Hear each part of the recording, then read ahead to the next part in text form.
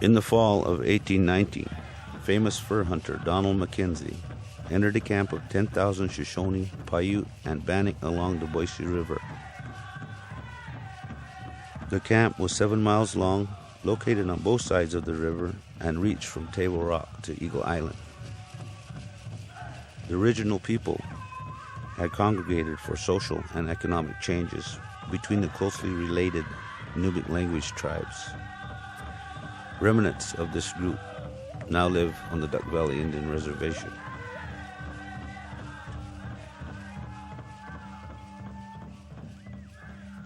Before other peoples came, they shared this land. Before maps divided the lands and policies confined First Nations to the reservations, the Shoshone and Paiute peoples shared the resources that became the tri-state area of Idaho, Oregon, and Nevada.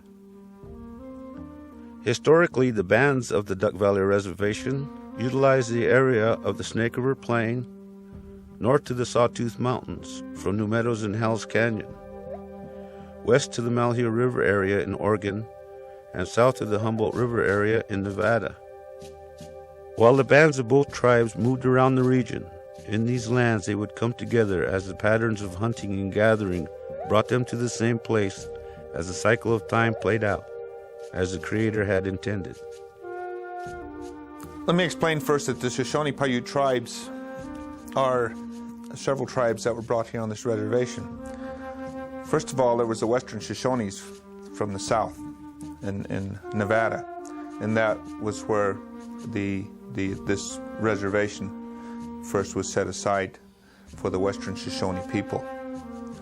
And then there were the Paiute people that were moved here by treaty from the Paradise Valley, Winnemucca area.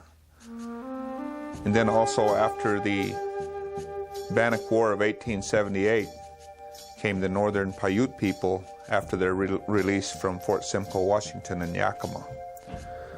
And also there's the Boise and the Bruno Valley Shoshone that came here, and some of our people now reside in the Fort Hall area. And a lot of our people were up in the Salmon River area as well, and they are referred to as the Lemhi people. In our oral histories, our people roamed throughout our homeland. State lines did not exist at that time. And of course, when the salmon were running, a lot of our people were attracted to the Snake River, and in the wintertime, they went down there because up here we're about 3,000 feet higher.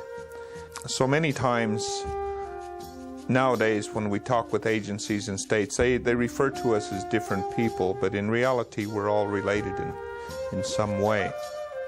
A lot of the people were pushed in different directions. People from Weiser area, Boise Valley area, a lot of them went to Fort Hall. A lot of them came here.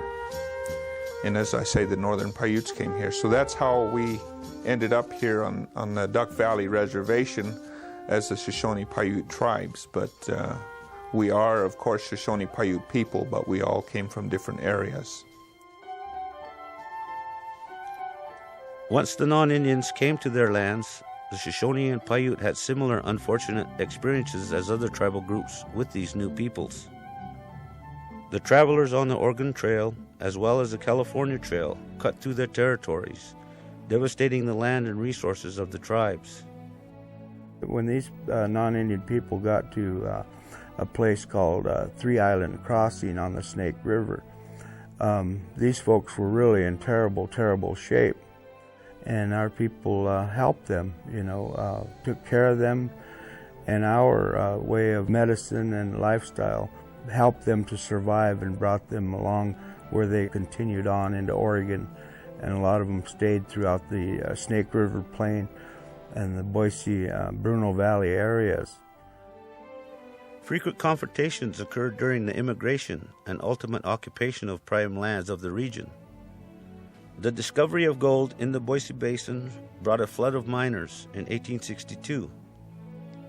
In 1863, Fort Boise was constructed and the city of Boise sprang up. The Treaty of Fort Boise was signed on October 10, 1864, which granted the Boise River Valley to the settlers. The Bruno Valley Treaty of April 12, 1866, ceded most all of southwest Idaho Territory to the United States.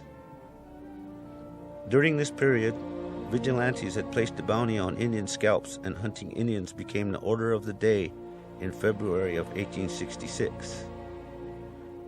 $100 for each male scalp, $50 for a female scalp, and $25 for each child scalp. And we became involved in what's called the Bannock War of 1878. Everybody that was involved in that war, the only way that they survived was through the Owyhee Canyon land. Became a sanctuary for our people to survive because of the great difficulty that the military had trying to flush our people out of those areas. And we were able to stay alive because of those lands, and they're very important to us at this point in time as sacred areas.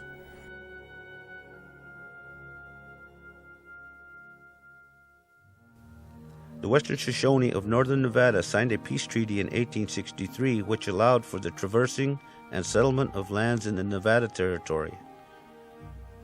The Western Shoshone were granted Duck Valley as their reservation in 1877. Duck Valley was historically a joint use area of the Shoshone and Paiute. Nearly a decade later, the Paiute joined them on the reservation following release from a prisoner of war camp as a result of participation in the Bannock War of 1878. There was very horrible things that happened to our people, such as they had stuck two American flags in the ground and forced our people to march between them after they had skewered the children, babies, on those flags, those flagpoles, and our people had to walk through that,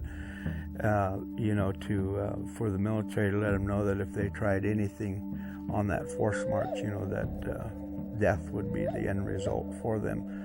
A lot of our people suffered terribly. The elders that fell on the trail were our people weren't allowed to help them or pick them up. They could only be forced to jump over them, step over them, and they were left there to die, to freeze to death. And that's what